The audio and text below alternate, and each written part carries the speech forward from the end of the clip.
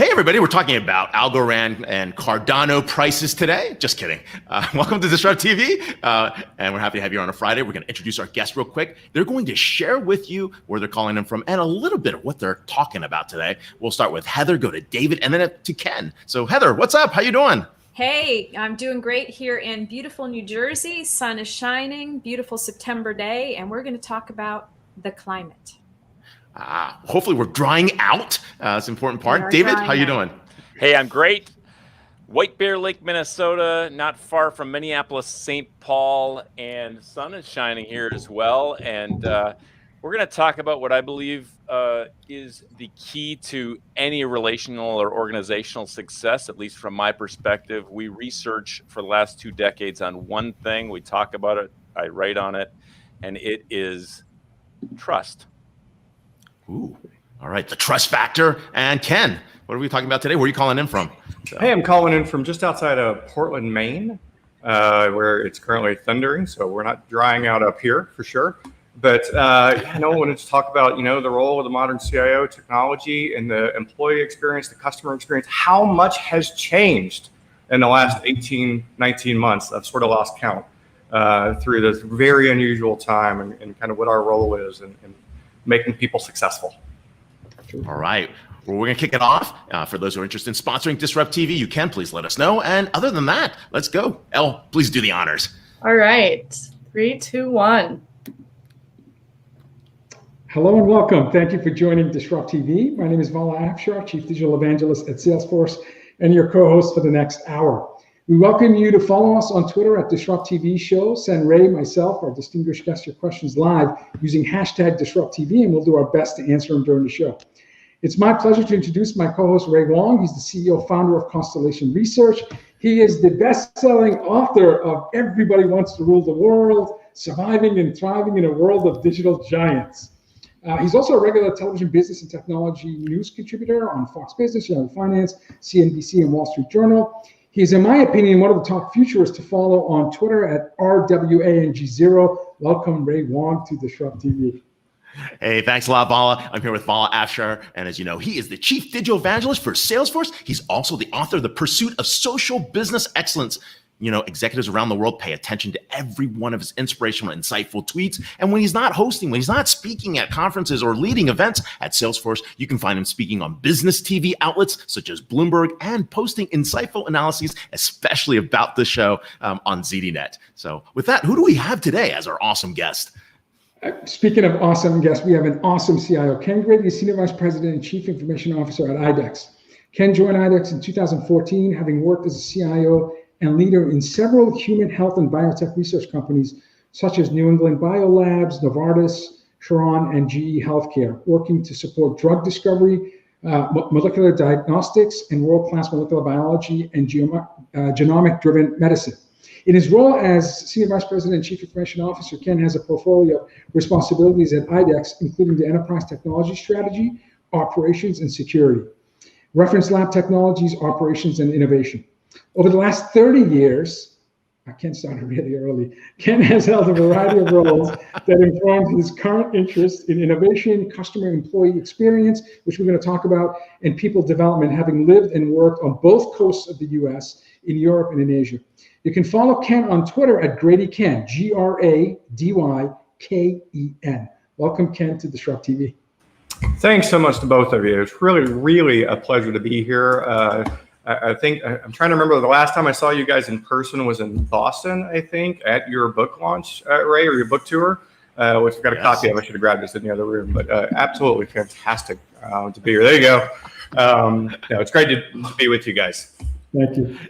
This is awesome. And I think one of the things that we've been talking about is like where IT is and the state of IT. And for you, I think you said something before, like, this is not the IT I grew up with or grew up in, but it feels like the IT was promise. And, I really want to talk more about that because, we've totally seen a massive change in 18 months. So let's start there.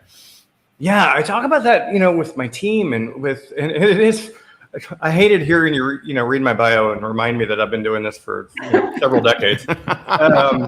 But yeah, I mean, I got into IT, when I was early in my career, racking and stacking servers, actually started on the help desk. Like, I think I've done every job in IT except network engineer. Like, that's the only thing. Like, I make those guys speak to me in small words and primary colors so I understand.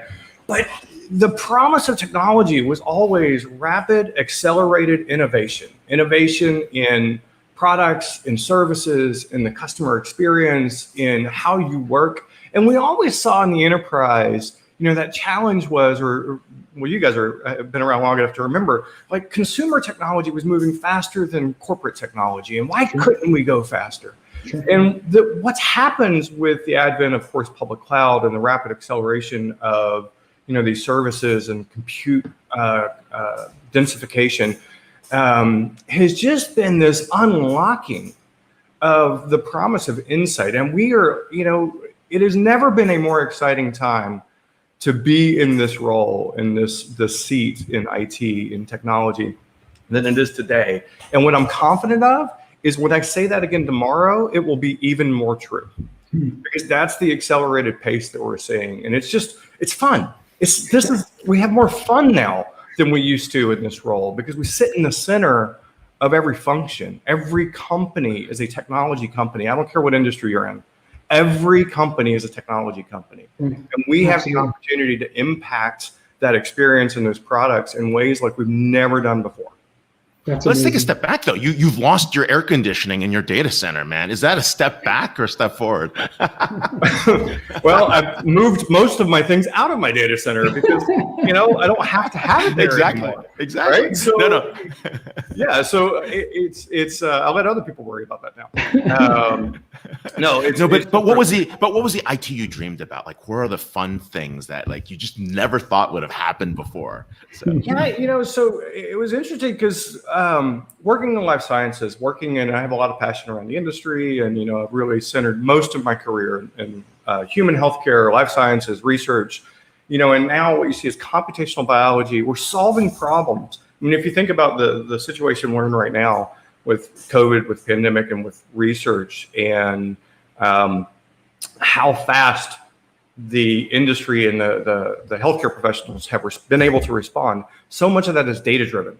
Yeah. So much of that is driven by the ability to access large quantities of data and distill insight and then turn it into, supply chain forecasting, production forecasting, and accelerate. And that is, to me, so amazing that now technology is no longer a back office function. Mm-hmm. We're very much impacting healthcare. We're impacting your experience with Amazon, of course, in terms of the logistics and shipping and getting things there. We're impacting, all of us kind of figured out how to shop remotely, right, for groceries. So those are the kind of things where when I just think about the impact that we're able to have on experiences, I think it's never been more evident than what we've seen in the last 18 months, where everything changed in terms of the go-to-market and how you. Oh my God, education has all changed in the last 18 months and all become digital and digitally supported, and everybody pivoted. And, we talk a lot about change management. I do think, wouldn't it be nice if we didn't have to have a global pandemic to accelerate the rapid adoption of some of these technologies? But I do think so much of it's going to be sticky as we go forward, that now that we all have a better understanding of what's possible, that we'll start to apply those same technologies in new and exciting, and additionally exciting ways, frankly. Absolutely. Now, speaking of a CIO not having to worry about the proper temperature in a data center room, you recently tweeted, "There's nothing more wasteful in the world than optimizing what never should have been done in the first place." Right. And it was Peter Drucker who said that. I think this is brilliant advice to CIOs and all business leaders. And perhaps the pandemic was a forcing function for us to really understand the power of focus, and also the appreciation of a decentralized, for many months, digital only and now digital first ecosystem. Can you talk about how do you as a CIO prioritize your workload? Because you said it very correctly, every company is a technology company, which means there's a massive amount of pressure and of course, pressure to me is a privilege when I think about elite athletes, on the CIO. So you have to be constantly prioritizing, constantly delivering business outcomes based on use of technology. How do you do that? Yeah, I spend so much of my time talking about prioritization, right? We actually, within our team, we have a saying, we say 10 things half done is nothing done, right? So really focus on the things. That's another tweet. Yeah, I wish I could take credit for it, but I heard it and I stole it with pride. But it's so important to focus. And the way we do it is we really talk about, back to that word I used before, impact. What is the impact of this going to be? What is the outcome going to be in, it depends on, of course, which function we're talking, but is it in a customer experience, in a revenue generation, in a efficiency gain? What is the impact of what we're doing? And then, of course, we always have to keep our eye on, because the CIO role and the technology leadership role is this blended role of future thinking and operational management. Because you're always having to make sure, right, that the internet works, that phones ring, that emails deliver, that operational impact. And if you ignore that operations for the sake of innovation, it will catch up to you. Technical debt is like any other debt. It has to be paid. And every Amazon's got technical debt. Google's, Salesforce has technical debt. Sure. If you'd like afterwards, I can give you a list. We're a Salesforce customer. Very happy Salesforce customer. But so it is that blend, and so that means prioritization of where you spend your energy is so important. Both for the team and for yourself. For me, in my role, a lot of my energy is spent on, you mentioned earlier, people leadership, people development, really building and ensuring people have the tools they need, the skills they need, and the support they need to be as successful as they can. And again, that gets back to impact. It's really down to that single basic concept of finding prioritizations.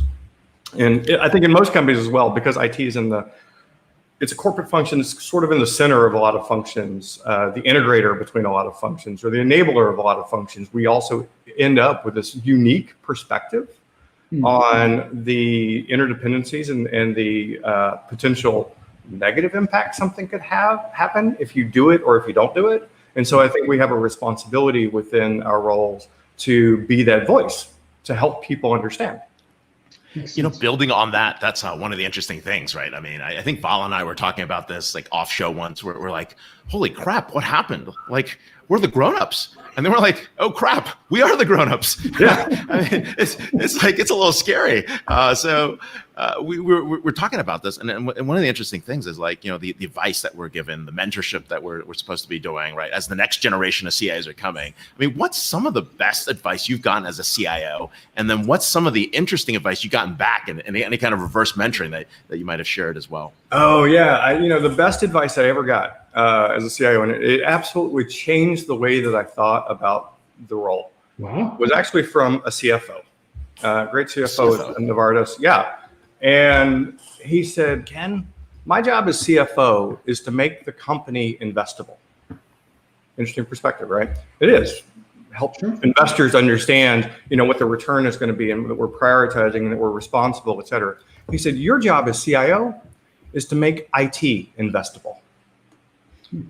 And that really shaped how I thought. And when I talked about prioritization based on impact, I have to communicate impact in terms that my CEO, my CFO, my colleagues think about, not in terms I think about, not in terms my team thinks about. It's important for us to understand the technology, obviously, and kind of what the implications are, but we have to communicate what the impacts of these things are going to be in a way that makes it investable. And I know if we are considered investable because our budgets grow. We take on new projects. People look to us to help support, a go-to-market motion or a new product launch, et cetera. And so we have really clear indicators of, are we doing the things that we need to do to be investable? And back to those other things, like, that operations side of the house, like if you've got constant outages, constant disruptions, constant slowdowns, you're not going to get the investments that you want for the cool, sexy projects, right? So it all ties together. I love the clarity of that advice. And, it just reminds me that the language of business is finance. And there really are no IT projects, they're business projects. Absolutely. I have to ask, because I see the instruments behind you. Oh, yeah. My question, and the question only just stemmed from seeing the instruments behind you, knowing that it looks like an accomplished musician. As a CIO, do you find yourself in a role of an orchestrator, leading group of musicians with different domain expertise to create beautiful harmony and music, or more and more a role of a choreographer? In the absence of authority, in a more peer-to-peer horizontal, I imagine dancers on stage, in the absence of authority, they move in unison and they create beautiful, magical experiences. Yeah. Are you more of an orchestrator or a choreographer, or both? That's interesting. So number one, I play my instruments with more enthusiasm than skill. I do have this theory, though. That the more I accumulate, the better I'll be. Oh, wow. It doesn't. Oh, wow. It hadn't worked out that way. Well, you got to be good. You're humble. We're going to go jamming at your house. You see that I have a banjo, several banjos, actually. So there's lots of banjo player jokes. But anyway, but we actually had this, again, we have sort of, I loved your metaphors. Are you the orchestrator or the choreographer? Actually, the metaphor we use actually comes from another guy on my team who is he is an accomplished musician. He's he's a super interesting guy, rock and roll drummer, international ballroom dance champion, and a fantastic architect and developmental engineer. But we actually operate more like a jazz band. And if you think about jazz, I don't know if you're a big jazz musician or a fan, but in the jazz band, there is a leader that's setting kind of the direction.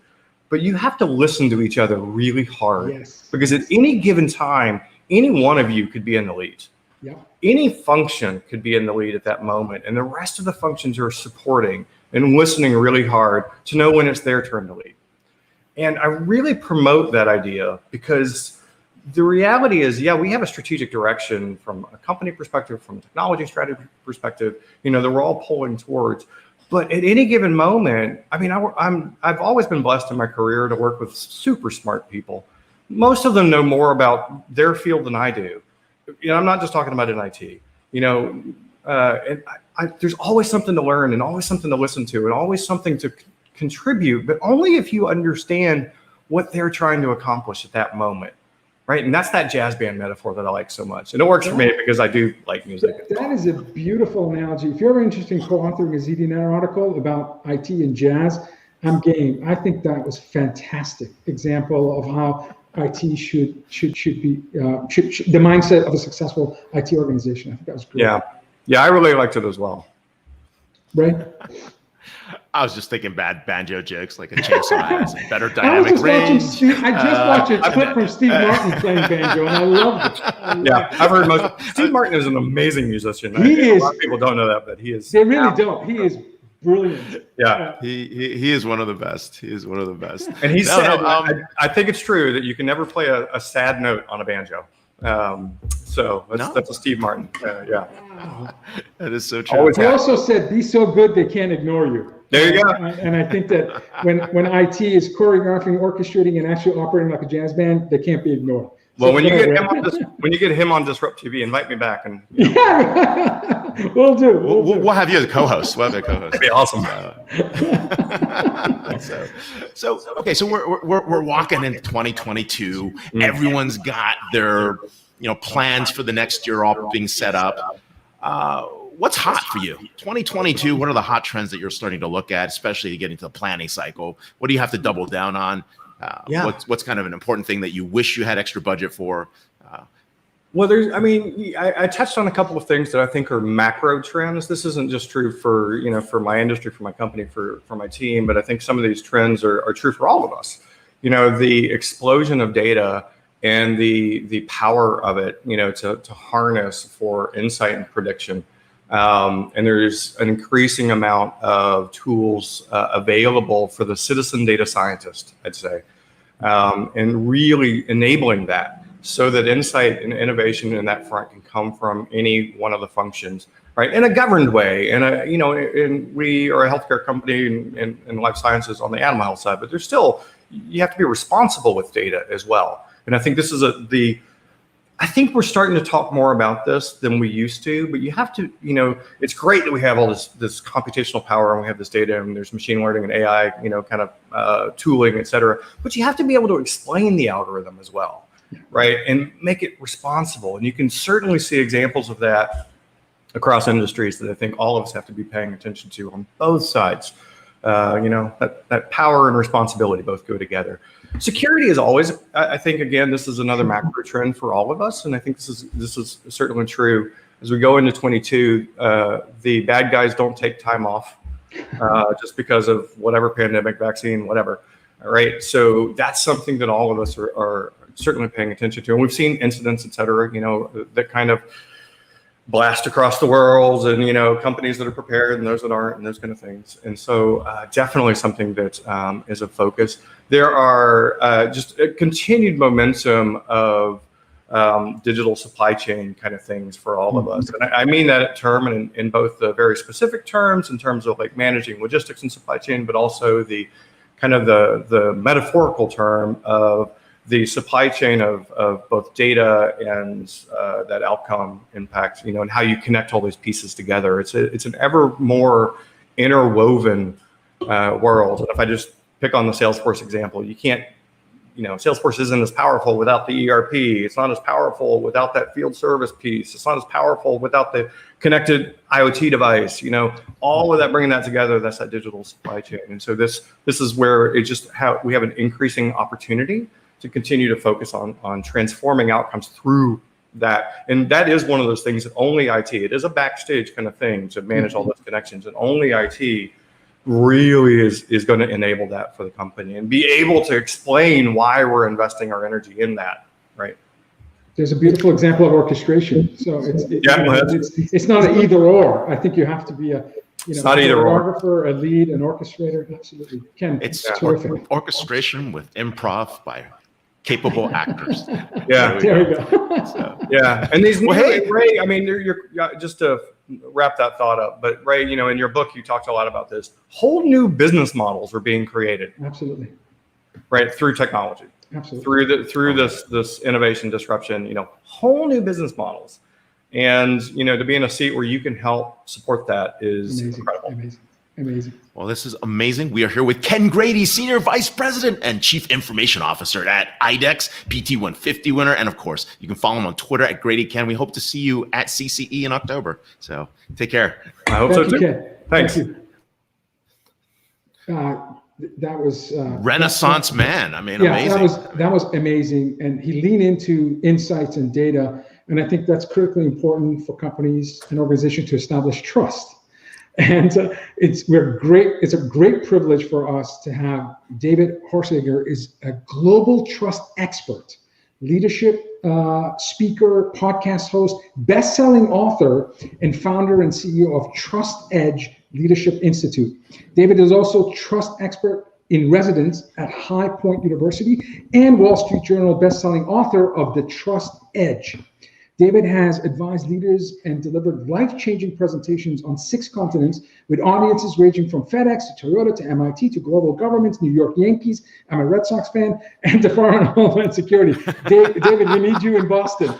There's a tight race going on, and we need to establish trust. Yeah, I didn't like the Yankees either till they started paying me. So yes, they're a great organization. You can learn more about David's work at davidhorsager.com and trustedge.com.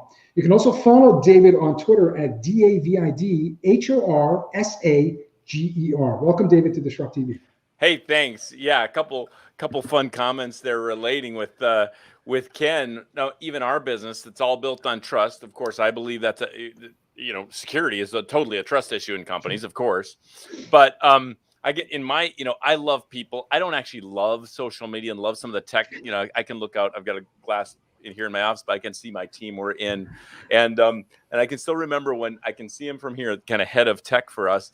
Gabe came up to me and said that the day it was, I can remember when he said to me, David, you speak 100 times around the world a year. You write books, you do all this stuff, but do you know you're now CEO of not a learning and development company, not this company, not a tech company. And I still remember the day it happened for us. And of course, we built the whole platform around how to drive results using trust. But anyway, so that's number one. Number two, as far as Ken, you just bringing back the analogy of music, because you were having fun with it for a second there. My daughter plays violin. My brother-in-law, my brother. I'm gonna have to bring Ken in here real quick. My brother plays banjo, and he's good at it. You know all the jokes about it too. Like what's the banjos? They're the same every time or whatever it is. But anyway, I was gonna say this. My daughter plays. Had played violin, 5 years old, working on violin. We went to a concert, and it was a real country fun concert, and the lady was playing fiddle, and my daughter went up and said to her, what's the difference between playing a violin and a fiddle? And she said, well, with a fiddle you can smile. That's she went to fiddle camp. I'll just briefly tell you, I have a 19-year-old daughter, sophomore at university now, but she started playing violin at 4, Suzuki violin, and at some point she said, if I play like another Bach thing, I'm going to stab myself in the eye, and she switched over to Scottish fiddle. Yeah. So it's absolutely. Yep. That's awesome. Only on DisrupTV. See, I hope we're not offending violinists. We'll bring you back, Ken, as needed. Be ready. Be ready. But hey, no, this is a great point, right? I mean, you're talking about trust a lot. Trust is the foundation of almost every part of business, right? It's missing there. But why people suddenly rediscovered trust? I mean, it wasn't like we weren't there with it before, but it seems to be so hot at this moment as a foundational core component to a business model, to even technology. Well, I think number one, thanks, Ray. I think we have to think differently about trust. First of all, people say to me, "Oh, that's so relevant. It's so timely." It's timeless. It was never not the most important thing. And I would say it with a whole lot of conviction. I think we put the biggest study on trust and leadership out of North America out every year out of the Institute. Significant global study that we put out. I was researching this back to my grad work before anyone was talking about trust and leadership. At least, even big names that now, they were not talking. Now people are writing on trust with and without research. But back then, no one was talking about it. I think the big deal is people started to see the tie to the bottom line. And that was my grad work, right? How does a lack of trust actually affects the bottom line more than anything else? And I believe I can prove it. And there's a way to build it that goes beyond what people think. And that's we call it the 8 pillars of trust, or the framework. And because people think trust is just transparency. Well, is it? Some of your kids are so transparent on Facebook, I don't trust them for a second, or social media. In fact, confidentiality is also trusted. And we think in the IT moments of conversation we had, it's more complex than we think. And yet it is always the root issue. That's why I wrote the brand new book just came out last month or a couple months ago, is Trusted Leader. It is always the root issue. Always, always, always, without ego. We have certified Trust Edge advisors on 6 continents, certified coaches. We work across industries. Doesn't mean we don't contextualize or need to, but I'll get simple here, and that is somebody thinks they have a leadership issue. They never do. The reason I follow a leader not is trust. Somebody thinks they have a sales issue. They never do at the core. It's always the only reason I buy something has something to do with trust, even if I don't like the person. By the way, the number one question everybody's asking is not, do I like you? I got friends that like a lot of wouldn't go into business with them in a million years. It's, can I trust you, right? And it's the same with everything. Marketing. How do I amplify a marketing message? There is absolutely only one way to amplify a marketing message. You have to increase trust in the message. And we can go through the 8 in the framework, but it's one of those or a multitude. How do I increase innovation on a team? Thank you for the highlight of Trusted Leader there. The only way, not the Trusted Leader, that's a different book, but Trusted Leader, there you go. But it's how do I increase innovation? People don't innovate usually because they fear sharing. So when I increase trust on the team, they start sharing ideas. Or how do I increase trust in a learning environment, my kids' learning environment? Let's say I have to increase trust either in the teacher, the content, or the trust or psychological safety of the room. Or maybe one more example. How do we deal with the big diversity issues of our day? The biggest Harvard study shows diversity on its own in almost every way puts people against each other. Yes. Unless yes. we increase trust. Trust. And then, of course, there are significant examples and research to prove the value of diversity, equity, inclusion, belonging. But we have to deal with the trust issue. So when people see it as that, it's always, I mean, maybe we'll get there later, but I will argue you never have a communication issue. It's never at the core of communication issue. Communication is happening all the time. It's the type. Clear communication is trusted, unclear isn't. Compassion is trusted, hateful isn't. So when we get down to the pillars, we can actually solve the real problem. The reason I wrote the last book is people kept solving the wrong problem. And once they saw root as the trust is the real issue, then the security issue, the leadership issue, the communication issue. So that's Sure. it. Our technology is all about measuring, closing gaps and of trust so that we create cultures where people can perform at their best. Sure. I won't talk that long at any other question, but there's a brief. No, David, it's a complex word. You know, I imagine if we had 10 business leaders, successful business leaders in a room, and the exercise was define trust, we'd get 10 different answers. There may be a Venn diagram where there would be an overlap of answers, but it is complex. And your 8 pillars starts with clarity.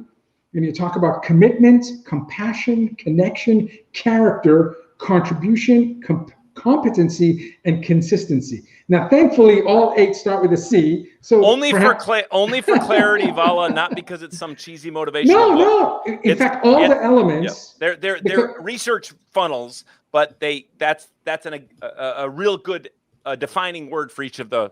Absolutely, they're very powerful words. And as I read through your work and looked at each word, it absolutely resonated with me in terms of the filter I use to determine whether I trust a brand, a person, you know, an organization. So which one of these 8 pillars do leaders struggle the most with? Well, you know, this is why we measure it, because we want to close the gap that would make the, you know, we all have gaps. Even I preach this stuff for 2 decades, and I'm still working at all of them. I'm not perfect at any of it. We're all work in progress. But if I was going to start somewhere, frankly, if you start with that clarity pillar, first of all, most people think they're clear when they're not. I mean, marketing experts, strategy experts, branding experts, they think they're clear when they're not. And we don't have time to get into it today, but one of the clarity models there is the process I used to lose 52 pounds in 5.5 months a decade ago, and I've kept it off. Whoa. It's a model. Please share. It's a model people have used to triple sales in 90 days. So each of these pillars has models under them to apply or build the pillar. Sure. And so I can share it, but it might take some of our time. But I could tease you with anything. It was monumental for me. I mean, is that where you want to go, Ray, today? I'm in. Count me in. I mean, I could use it. I totally could use it. So Ray is selfishly asking. Yeah, I mean, but we've had so many people say they use this idea to triple sales in 90 days. So I think it's worth something. There's a whole lot of other ideas, so I don't want to skirt those or the framework, but we've got some important stuff coming up, so we'll lead into that. So basically, one of our ways of getting to clarity is this 3-question model. So when I talk about the most important questions that actually drive strategic clarity, the most underused, under-asked questions that actually take an idea to an action, they actually give hope. I would argue they're these 3. And in this simple time, it's really hard to actually get it in the way I mean it. But we'll try.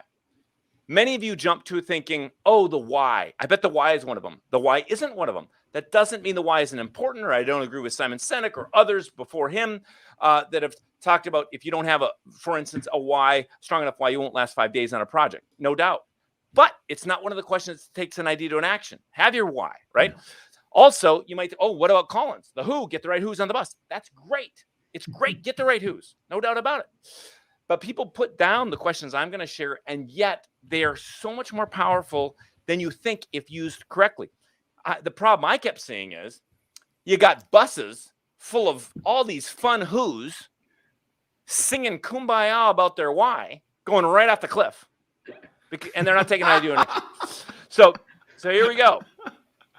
Here's the 3 questions. Ready? Number 1 question. How? How am I going to do it? Okay. Second question, way more important. This one's for Ray. How?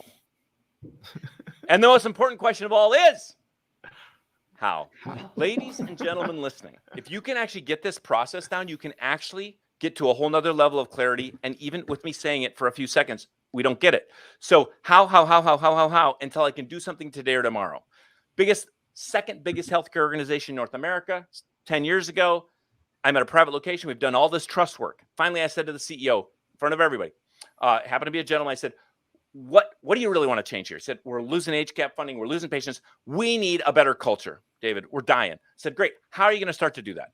He talked to his senior team, stood up and said, we like your first pillar to start with. We're going to start with clarity. I said, great. How are you going to start to be clear? We're going to communicate more. Do I trust him?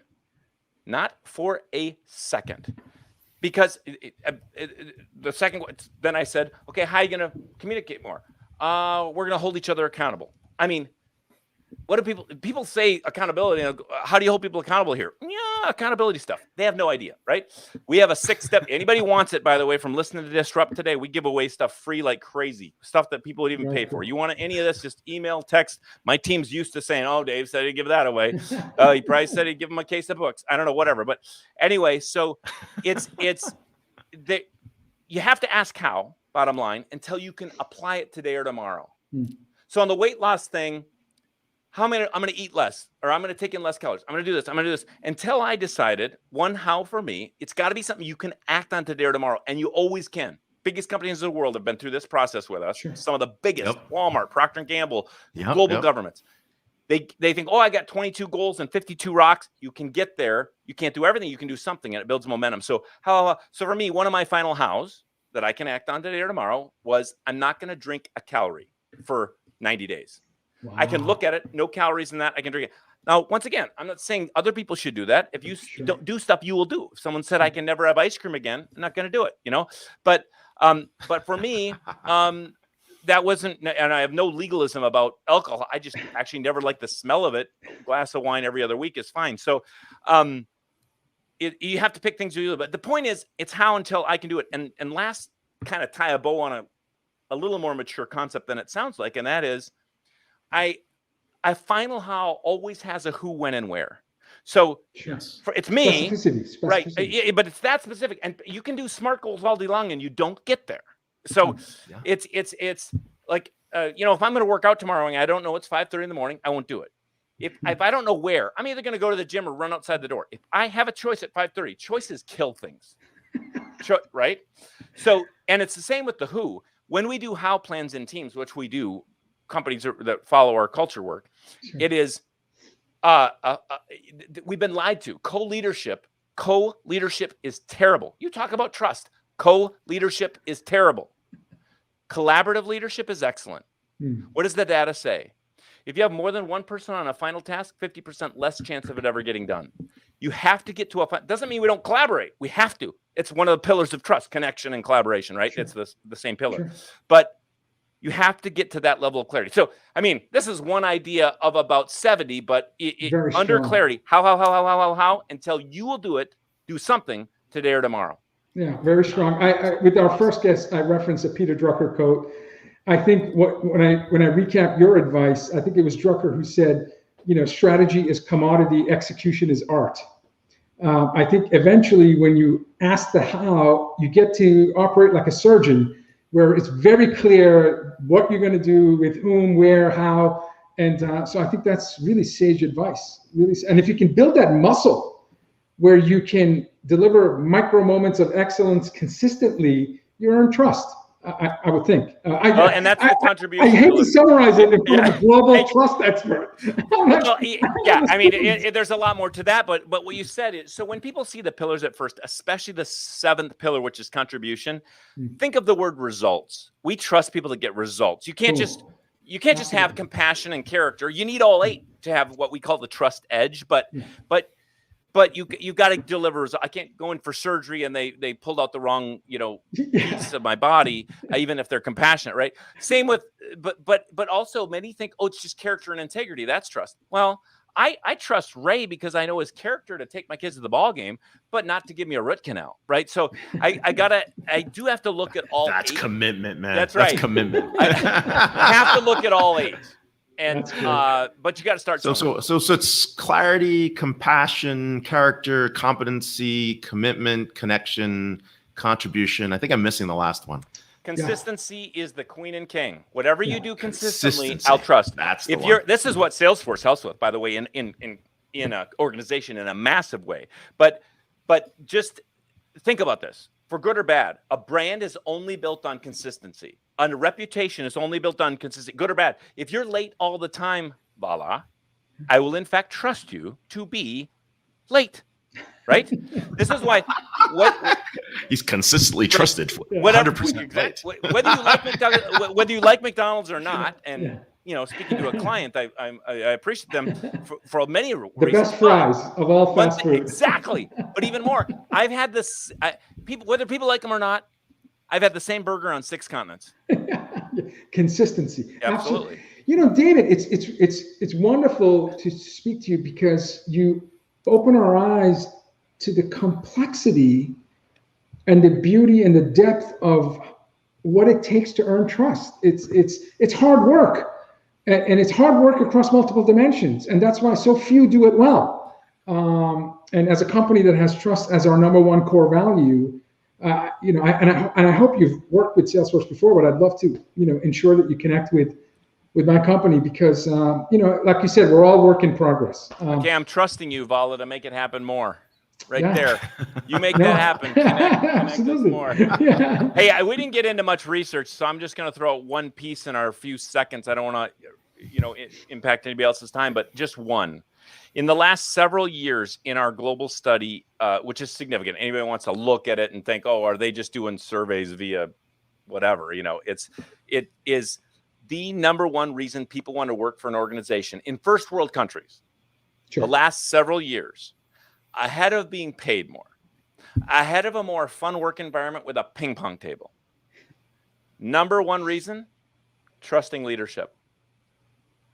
Oh, that's Amazing. true. Amazing. That's true. I've heard this. Yeah. So better than any other barometer you'd ever find somewhere in Davos. But anyways, yes, you're here with David Horsager, owner and CEO of Trust Edge Leadership Institute. There we go. Vala. You follow him on Twitter at David Horsager. Yeah. Yes, please do. Please do. LinkedIn over Twitter. Thanks so much for being here. Hey, I love you guys. Thanks. Happy Friday. Thank you. This is coming from Ray, who has been to the last 10 Davoses that I know. But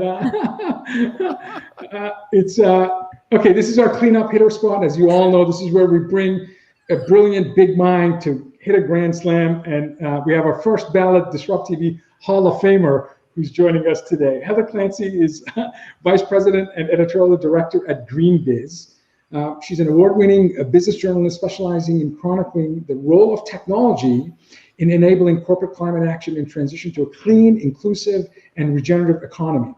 GreenBiz Group is a media and events company that accelerates the just transition to clean economy. Heather started her journalism career on the business desk of United Press International, and her articles have appeared in Entrepreneur, Fortune, Herald Tribune, New York Times, and many, many more. In fact, she co-authored an Amazon bestseller for entrepreneurs, Niche Down, How to Become Legendary by Being Different. You can follow Heather on Twitter at GreenTechLady, GreenTechLady. Welcome back, Heather, to DisrupTV. I'm so glad to be here with you. It's been a while. It's great. It has been.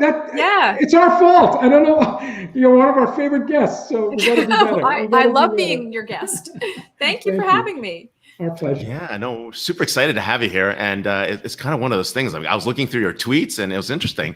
Something said 1/3 of Americans have experienced an extreme weather event. And, I mean, what's going on with climate change, extreme weather? I went out and actually said, okay, let's go read the UN climate change report since I got nothing better to do. Very impressive. Well, I'm also writing a paper on ESG, so that's another story. But so here I am reading this thing. But I looked at the data, and it's interesting. Global weather data shows hurricane activity and frequency. They haven't increased over the long period. I mean, 1880, it looked like there's a ton, right? But I mean, if you look across hundreds of years, it's different. I'll take another data point from this climate study. Like we've also had droughts, but in the 800s and 1400s, if everyone was around. No, there are 180 and 240-year mega droughts that happened, and definitely not caused by carbon, right? And in 1920, like, the global climate-related disasters killed almost 500,000 people every year. Like, we barely get that today, and the world's population has quadrupled. So, Thank God. I mean, are we? Thank God, thank God. Right, but are we getting? Is this like climate hype, or what's the real story here? So, Are you a denier? Yeah. I'm just writing an ESG paper. So Okay, so I'll throw a couple figures at you. $185 billion. That was the but we're idiots for living on the coast. That's a different story. That was the amount of damage caused by weather and climate-related events in the 1980s. 845 billion. That was the last decade. 55 million people. That was the number of people displaced in their countries because of climate-related disasters in their communities. Their economic livelihood went away. They couldn't grow things on their land any longer.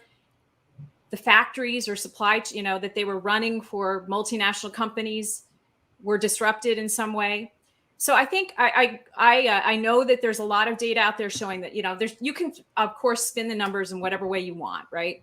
But the fact of the matter is that right now, and here I am in New Jersey, there were, dozens of people killed here from an event last week for which there was almost no warning. It was very little warning. And it's not that, okay, it was the infrastructure. The infrastructure isn't there. The economic cost of not doing anything is so unbelievable. I mean, I think it's saying something like $1.26 trillion could be lost by businesses in the next 5 years because of supply chain disruptions, water insecurity. You saw Facebook and Google both in the last couple of weeks have made very interesting water commitments. Like, you don't really hear so much about water, but now they're talking about replenishing water because, Facebook is building a data center in Arizona. Yeah. So, and as we know, data centers use a pretty fair amount of water, at least traditionally speaking. So I don't know. Yeah. That's the data. What the data tells me is that whether you think it's caused by carbon or not, the events they're around us, we're not prepared to deal with them. Yeah, more frequent. We should start shorting PNC insurance stocks. Right. Yeah, the insurance companies obviously, but also they don't. How do you insure electric vehicles? How do you or electric planes? I know that you wanted to talk about that briefly. I don't really have much. I haven't really been following that so much, but the economic impact of things and where do you want to put a factory in the future? Yeah. Are you going to put it in a place like New Jersey? It's going to flood? No, probably not. Do you want to put a data center in a drought-ridden area? Probably not. But you might do other things to get around it. So it's hard to watch a CNN ticker last week or the week before where you read over 50 dead in the Northeast due to flooding. Crazy. This is 2021 in arguably the most modern infrastructure part of our country, and you lost 50 to flooding conditions. So it seems like the frequency is higher and the impact is greater than past. Now, having said that, you had just recently wrote about, and perhaps this is a catalyst for this, investment in clean tech company. The article was titled How BCG Helps Corporations Invest in Climate Tech. And you wrote, there's been a lot of talk about mainstream money tipping into climate tech.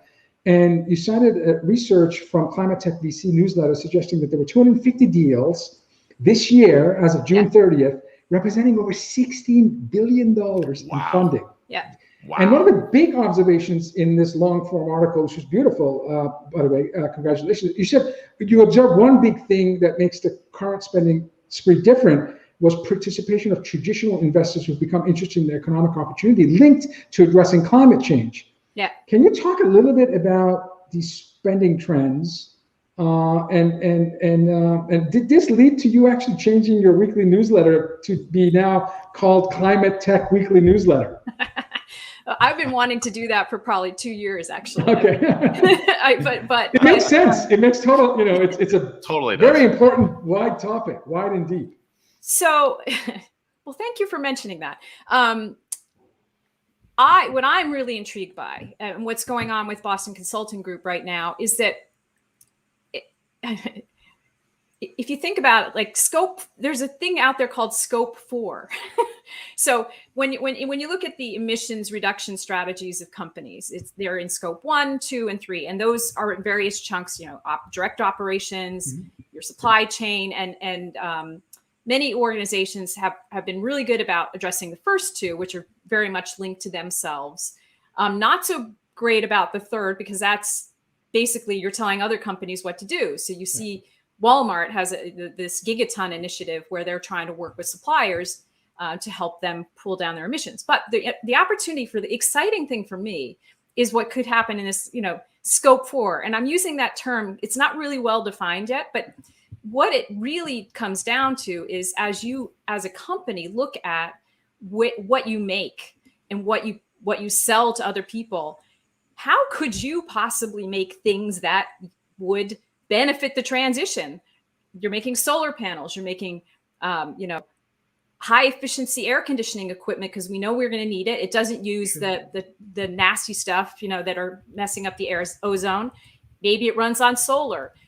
What is the opportunity in technology or anything to help make a difference on the transition and PS benefit from the transition, right? As your company is able to sell more. Right now, they probably cost more, but anyway, so that's for me, the most exciting thing. So climate tech for me is that, but also all of the wonderful widgets. I was talking to, this is a cool company. The product is called Waste Shark, and it's a company. Have you heard of them, Ray? I don't know if you've had No. Rand Marine out of Rotterdam, and it's a drone. It's a water, I don't know what the aquatic drone, right? Aquatic drone. It goes around and it cleans up plastic in ports. Wow.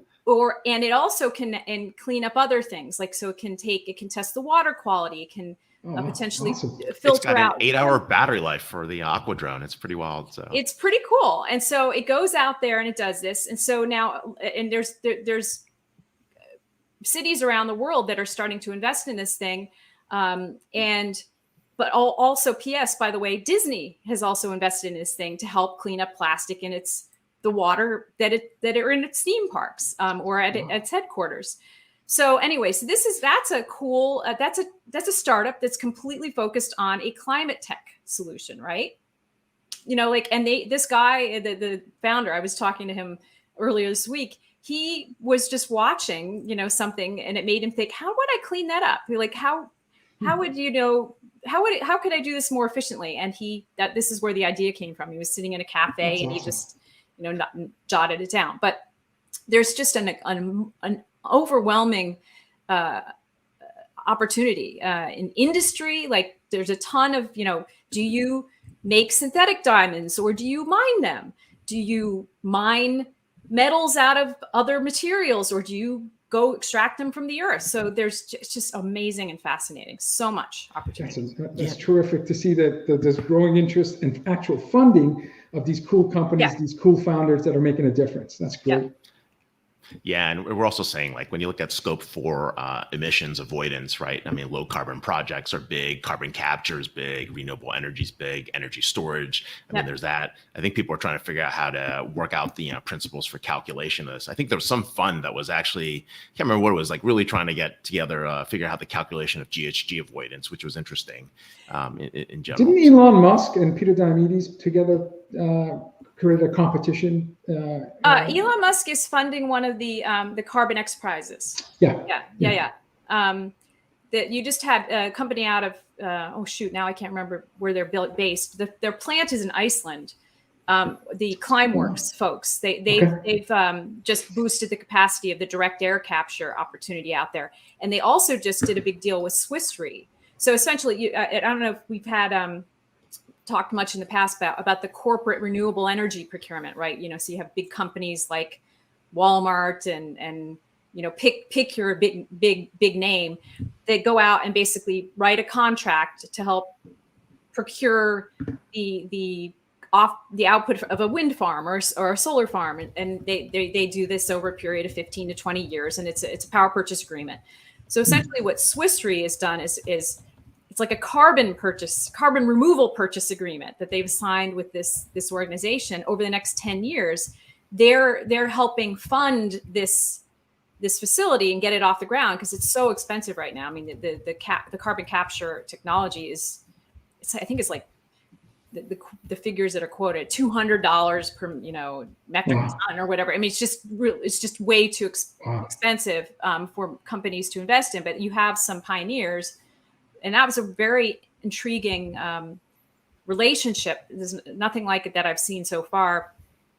Shopify, actually, believe it or not, and Stripe have done a lot of work in helping fund some of these newer carbon removal ventures with interesting contracts. Speaking of investments, another powerful article you wrote titled "This Fund is Seeking Diverse Climate Tech Founders," and you cited an earlier article where you wrote and you said, "Here's an appalling stat: as of mid-July, Black female founders had raised just 0.34% of all venture capital to that point. That's less than 1%, according to a Crunchbase research." Now, this year, you cited research from Project Diane, which looks at diverse female founders, and you said the trend is a little bit better. So far, there's been more than $1 million raised, and that's double and triple respective to 2018 data. And you talked about Elevate Futures, which had criteria in terms of promoting diverse group of female founders. Can you talk about the progress we're making, and how can companies, organizations like GreenBiz and others help accelerate this support that we need to include a more diverse group of founders? Well, there's a couple of different ways. First of all, I love this intersection because if you think about climate change, the people that it impacts most are women in cities that are trying to take care of their children, or that need to now walk whatever miles to go get water, and people, communities that haven't been able to fight, to keep them on that highway being put through their neighborhood, or that power plant that's right next door that was a coal fire one in the future, or the dump site, the brown site that was an industrial factory. They don't really have much say. So systemically, they've been the most affected by it. Now, a lot of, so the idea is that some of these startups that are coming out are founded by people of color. And there's some really great examples in the energy space. So Block Power is a great example. I'm spacing out on the founder's name right now, but he's a Black man, and he's building affordable housing that runs off of solar. That's awesome. So, I mean, and he's got a lot of, he's had great funding, and he's serving that community. So the idea is like, who best knows the needs of that community? These individuals, people who come from that community. So the climate tech opportunity is for there to be an intersection of improving this funding story and also, addressing the challenges of those communities.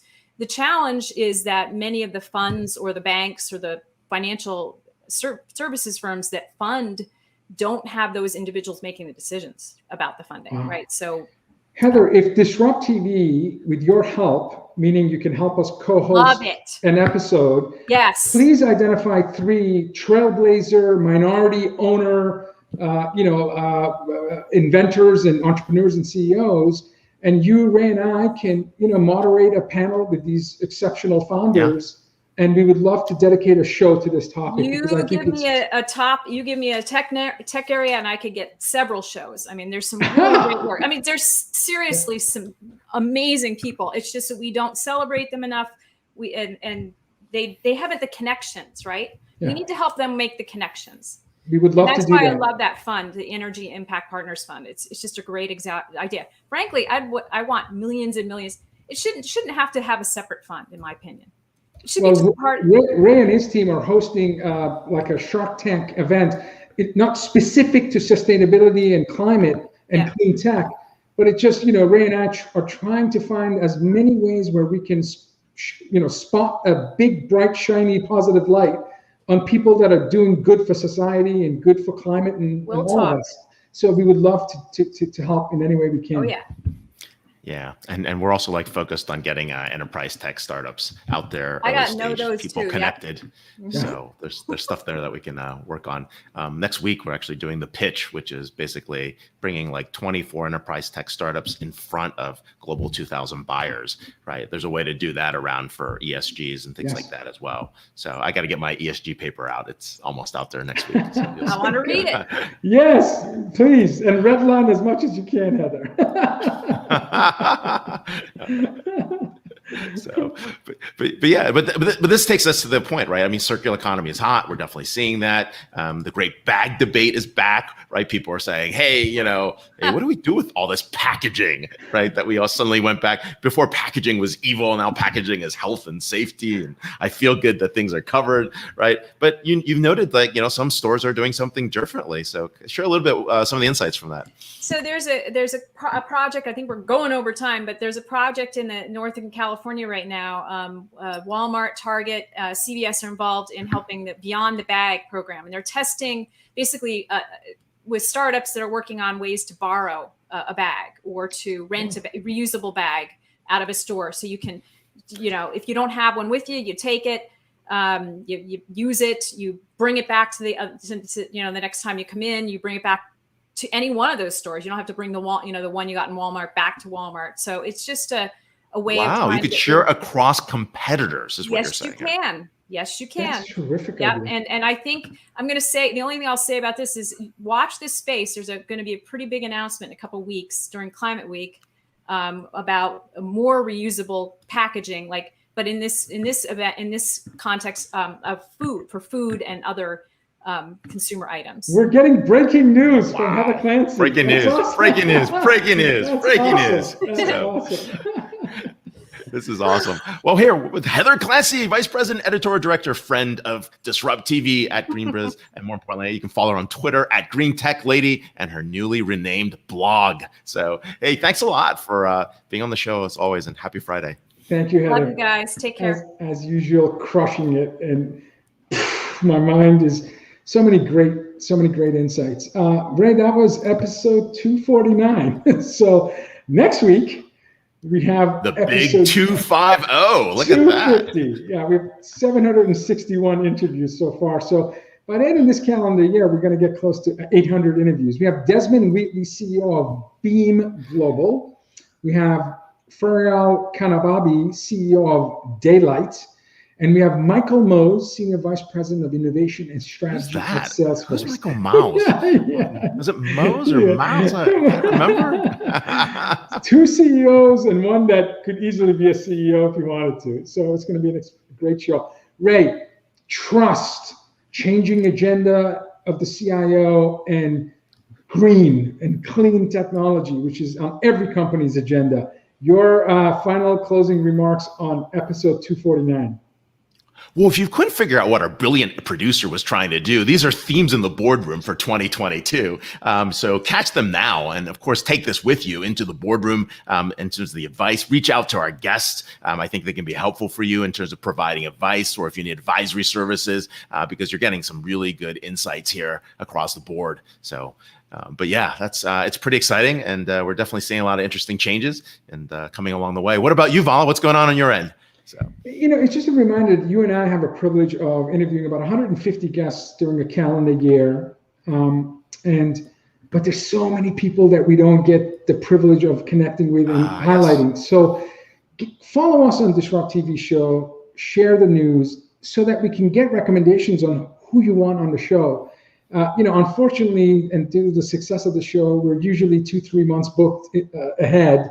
But, if we find an extraordinary leader and we may have to do a different show on a different day, Ray and I have an unquenchable thirst to highlighting trailblazers. And there's so many that we don't have a chance just because we both have day jobs. So believe it or not, 150 interviews is a lot in a year. But I just feel, I guess in a way I feel guilty that we don't get to speak to some of the folks that are doing, like building affordable homes using solar in urban areas. To me, that's amazing, and I want to learn more about it. So please let us know, and we'll do our best to get as many great guests. I was just going to go check out the Boxable guys out here in Las Vegas, actually. Yeah, believe it or not, the second richest man on earth, Elon Musk, lives in one of those 50,000 Boxable homes. So it's extraordinary. Anyway, thank you. If it's Friday, it's DisrupTV. We'll see you next week on episode 250. Thanks, everyone. All right, take